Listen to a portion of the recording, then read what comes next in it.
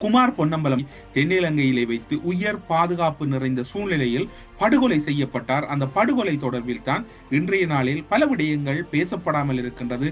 சந்திரிகா படுகொலை செய்தார் அல்லது சந்திரிகா தான் இதன் பின்னணியில் செயற்பட்டார் என்று ஊடகங்கள் கடுமையான விமர்சனங்களை முன்வைத்த நிலையில் சந்திரிகாவை காப்பாற்றுவதற்காக விஸ்வரூபம் எடுத்த 3 தமிழ் தலைமைகள் பின்னிட்ட நாட்களில் பகுதியளவு அல்லது பகுதி நேர தமிழ் தேசியவாதிகளாக காணப்பட்டவர்களுடைய சூழ்நிலைகளும் அவர்களுடைய பின்னணிகளும் தொடர்பில் தான் இன்றைய நாளில் பார்க்கலாம் என்று நினைக்கின்றோம். தமிழ் மக்களை பொறுத்தவரையில் தமிழ் மக்களின் ஆளுமைகளாக பார்க்கப்பட்ட பல நாடாளுமன்ற உறுப்பினர்கள் படுகொலை செய்யப்பட்டிருக்கின்றார்கள். படுகொலை செய்வதற்கான திட்டங்கள் தீட்டி அவர்கள் படுகொலை செய்யப்பட்ட வரலாறுகள் இருக்கின்றன. அந்த வரிசையிலே மாமனிதர் குமார் பொன்னம்பலம், மாமனிதர் சந்திரநேரு, மாமனிதர் சிவநேசன், மாமனிதர் ரவிராஜ் என்று ஒரு பட்டியலை நீண்டு கொண்டு செல்லுகின்றது. அதே போன்று ஊடகவியலாளர்களையும் இந்த அரசு விட்டு வைக்கவில்லை.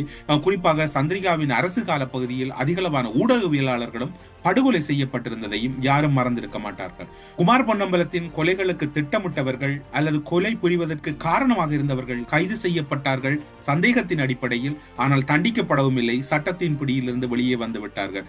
அதே போன்றுதான் சந்திரிகா அவர்கள் செய்த இன்னும் ஒரு நடவடிக்கை என்னவென்று சொன்னால், இவை தொடர்பில் ஆணைக்குழுக்களை அமைப்பதும் அந்த ஆணைக்குழுக்கள் செயலற்றி செல்லுகின்ற ஒரு தன்மை இருந்ததையும் யாரும் மறந்திருக்க மாட்டீர்கள்.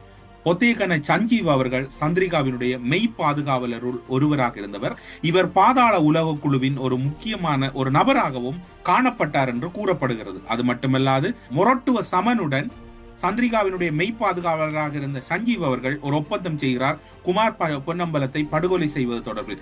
குமார் பொன்னம்பலத்தை படுகொலை செய்வது தொடர்பில் சஞ்சீவ் அவர்களிடம் இந்த ஒப்பந்தத்தை வழங்கியது யார் என்று சொன்னால், அதாவது சந்திரிகாவினுடைய ஒரு மாமனார் என்று கூறப்பட்ட அனுருத்த ரத்துவத்தையினுடைய மகன் மூலம்தான் இந்த ஒப்பந்தம் நடைபெறுகிறது.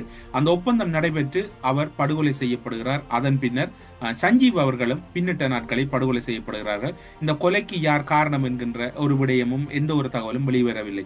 ஜனாதிபதியினுடைய பிரதான பாதுகாப்பு அதிகாரியாக இருந்தவர் தான் அந்த குறித்த சஞ்சீவ் அவர்கள், பொத்தேகன சஞ்சீவ் அவர்கள். ஆனால் பின்னிட்ட நாட்களில் அவரும் படுகொலை செய்யப்படுகிறார். பாருங்கள், ஜனாதிபதியின் பாதுகாப்பு அதிகாரிகளாக இருந்தவர்கள் மீதுதான் குற்றச்சாட்டுகளும் குற்றச்செயல்களும் தொடர்ந்து கொண்டிருந்தன.